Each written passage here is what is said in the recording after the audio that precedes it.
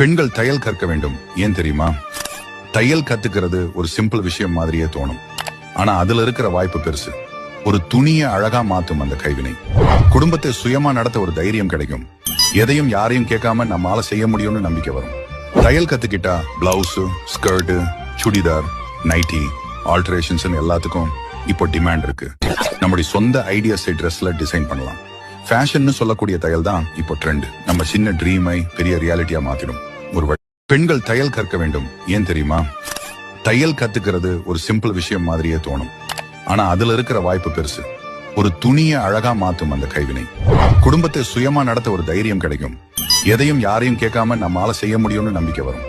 தையல் கத்துக்கிட்டா blouse, skirt, churidar, nightie, ஆல்டரேஷன்ஸ் எல்லாத்துக்கும் இப்போ டிமாண்ட் இருக்கு. நம்முடைய சொந்த ஐடியாஸை ட்ரெஸ்ல டிசைன் பண்ணலாம். ஃபேஷன் சொல்லக்கூடிய தையல் தான் இப்போ ட்ரெண்ட். நம்ம சின்ன ட்ரீமை பெரிய ரியாலிட்டியா மாத்திடும். பெண்கள் தையல் கற்க வேண்டும். ஏன் தெரியுமா? தையல் கத்துக்கிறது ஒரு சிம்பிள் விஷயம் மாதிரியே தோணும். ஆனா அதுல இருக்கிற வாய்ப்பு பெருசு. ஒரு துணியை அழகா மாத்தும் அந்த கைவினை. குடும்பத்தை சுயமா நடத்த ஒரு தைரியம் கிடைக்கும். எதையும் யாரையும் கேட்காம நம்மால செய்ய முடியும்னு நம்பிக்கை வரும். தையல் கத்துக்கிட்டா பிளவுஸ், ஸ்கர்ட், சுடிதார், நைட்டி,